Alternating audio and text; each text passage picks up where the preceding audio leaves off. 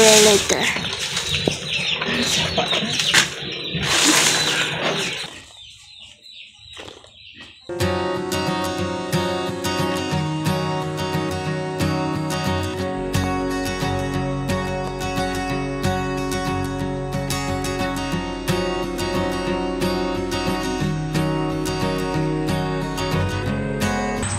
Magandang hapon mga ka-greeners! Kumusta kayo mga ka-greeners? So medyo matagal-tagal din tayong hindi nagkita, no?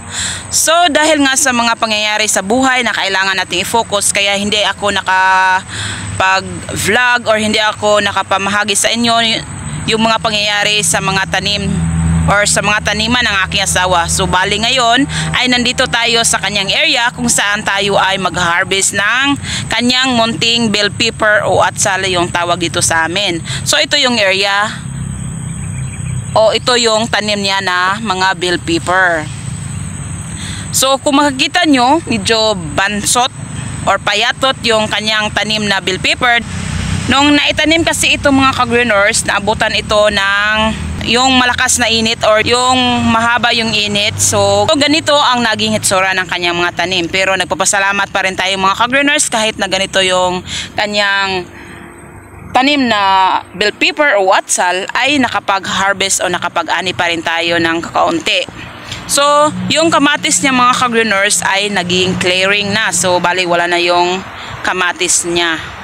So hindi ako nakapag-vlog noon dahil may mga pangyayari talaga sa buhay na kailangan nating hindi mo na i-share sa inyo. Kasi hindi na nagiging related yon sa pag-gardening. So ngayon dahil nagkakataon or nagkaroon tayo ng pagkakataon na makapaglibot sa kanyang area or makapunta dito sa kanyang munting area, kung kaya't ibabahagi ko rin sa inyo yung mga pangyayari o yung kaganapan dito sa pag-harvest ng kanyang munting tanim na bell pepper. So, ito ang hitsura ng kanyang taniman. Ayan o. So, ito yung tanim na bell pepper. Diba? Ang liit ng puno. Pero ang bunga, 1, 2, 3, 4. Ayan o. So, hindi ito kalakihan mga ka-greeners dahil maliit lamang yung area na tinataniman niya ng bell pepper o atsal.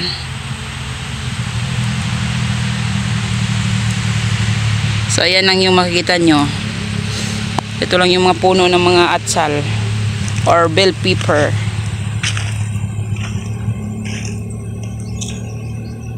Ayan. Yan yung asawa ko umpisa ng manguha ng mga hinog na bell pepper. So ayan lang. Ganun lang kaliit yung area niya sa ngayon. Ayan o.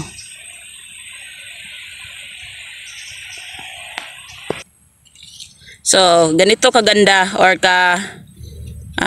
kagwapa. So, ganito ka flawless ang kanyang bell pepper. Ang variety ng bell pepper na ito ay Cayenne bell pepper. So, maganda ang variety na ito sapagkat hindi siya madaling mabubulok. So, very strong. Kumbaga yung variety na ito. So napakaganda 'di ba mga ka-greeners yung kanyang Cayenne na bell pepper. Yan. Kahit na maliit lang yung puno niya. Ayan oh. May maraming mga bunga yung mga tanim niya na bell pepper. Pero sa pagtatanim mga ka-greeners, hindi natin maiiwasan na magiging ganito ang tanim. Magkakaroon ng kulubot. So hindi yan mawawala sa bell pepper at saka sa ampalaya at saka sa kamatis. Yung pangulubot ng mga dahon ng mga tanim ay hindi yan mawawala. Ayan oh. Kung ganyan yung pagtingin natin, so parang walang tanim. Dahil nga sa maliit yung mga puno ng kanyang bell pepper. Pero ang kagandahan talaga ng variety na ito yung mga pinag-aagawan sa market. kasi matagal siyang na mabubulok. So napaka-strong niya na variety.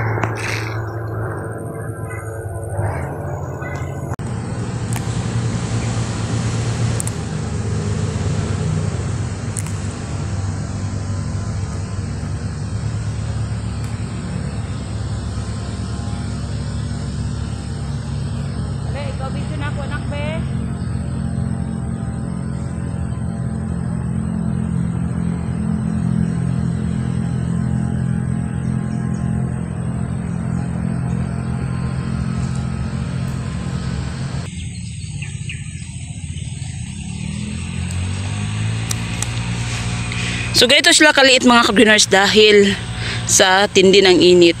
So yung tawag dito ay kubol. Nangungubol. Kubol. Ayun yung term dito sa amin.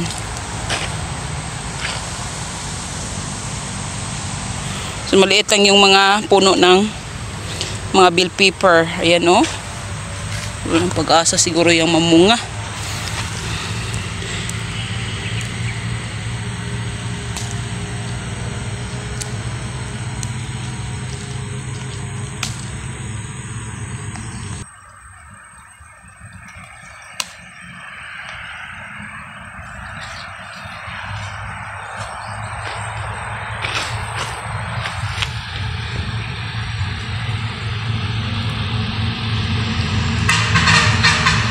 Ayan.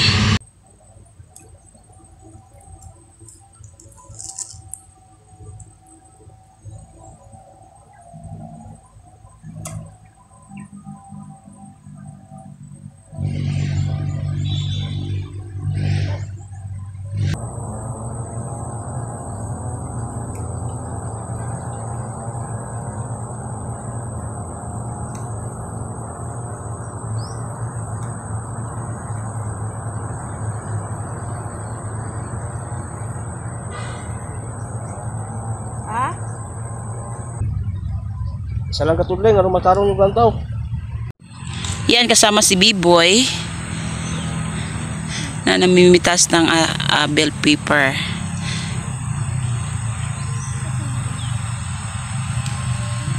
So ang dali lang mamimitas ng bell pepper mga ka-greeners sapagkat AC to, bunot lang mang ng kanyang bunga. Gan, okay. Wala. Ayun, may airplane na dumaan.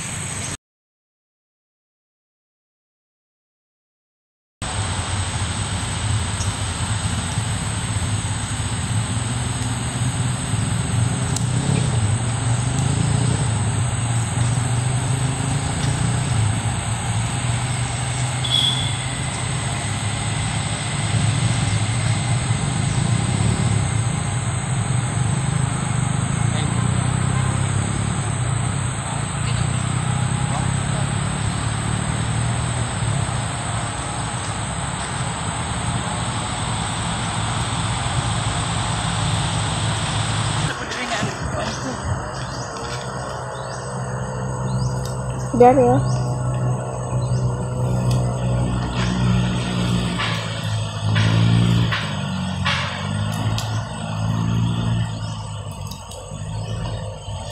Silaw. So ayan yung itsura mga ka-greeners dahil hindi na paghandaan na magdala tayo ng sako. So yung damit natin, yung ginamit natin na lagayan ng ating bell pepper. Pepper lang ano ya, bell pepper. It's bell pepper, you know. Bell pepper mo.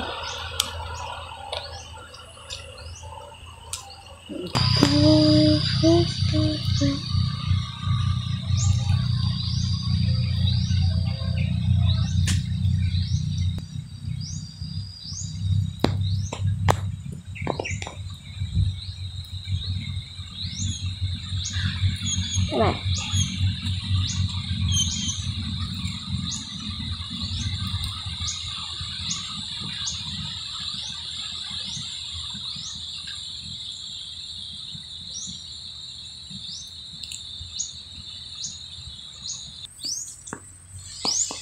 Yun lang guys.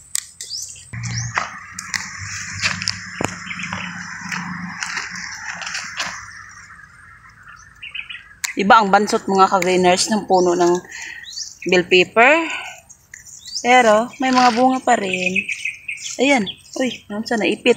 Naipit na. Ganito tuloy yung itsura ng kanyang bunga. Dahil naipit ang bunga, so ganito yung itsura. Ayan. Dami-dami na.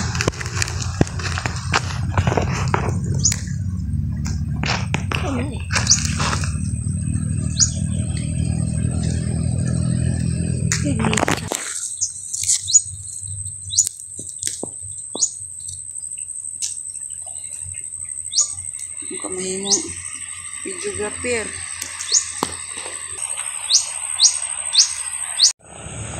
So ito na lahat yung nakuha natin mga ka-greeners. At ilalagay natin ito sa sako. Ito na. Dito natin ilalagay sa sako. Ayan. Kay ganda ng bunga ng atsal, ng bell pepper. Magsasizing tayo mamaya mga ka-greeners pagdating natin sa bahay. Dahil may mga maliliit na hindi ito pupwede sa palengke. Yan o. Okay.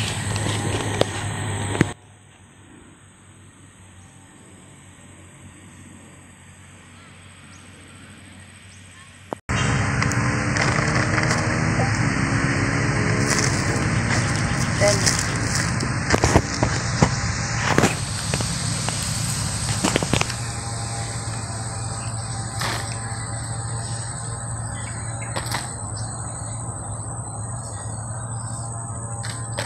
di ba makikita nyo mga ka-greeners ang ganda. Ang ganda ng bell pepper. Di ba napakakinis ang kanyang texture. So ayun. Yun yung nakuha namin. So ganun lang kaliit yung area ng napagtaniman niya na bell pepper. Yan makikita nyo. Nag-iisa lamang na bunga yung bell pepper. Ayan. So ganito kakinis. Ang ganda talaga ng variety na ito, no?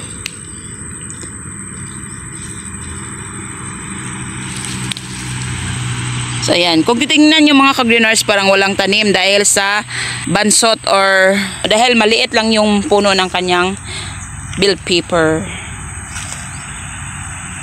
So ayan. So yan yung sinasabi ko sa inyo. Yan yung kamatis niya na clearing na. Wala nang kamatis.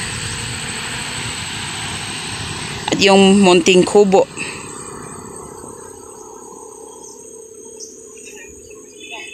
So ayan. So yun yung na-harvest namin.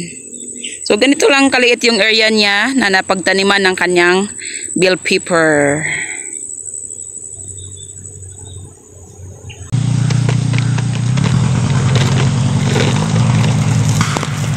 Yan, marami-dami na mga ka-greeners.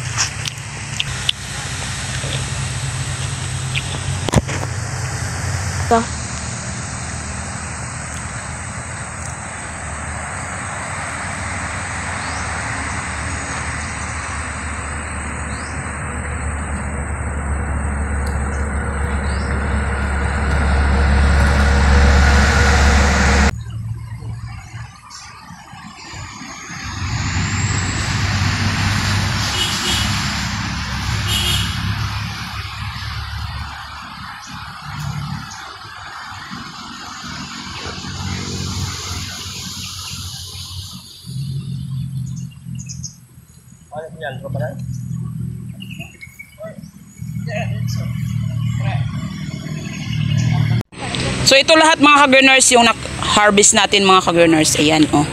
So magsasizing tayo mamaya sa bahay para ma-deliver natin ito sa palengke.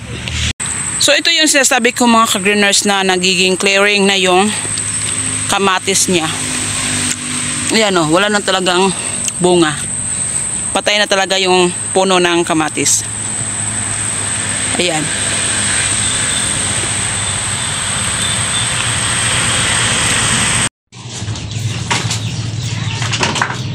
So ayan na mga ka-greeners, simula na ng pag-sizing. So ganito lang yung pag-sizing mga ka-greeners. Ay, reject ni Pang? Basta daot. Basta daot. Basta mabubulok. Reject na yun. So yung mga big, dito yan ilagay sa sako.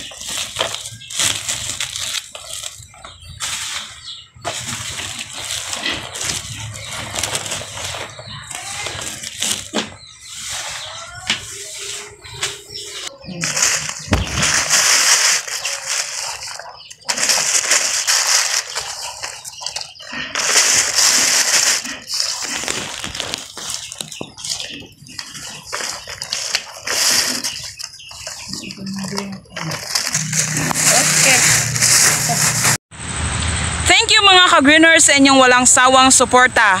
Hanggang sa muling pagkikita. Thank you for watching and happy gardening. Bye!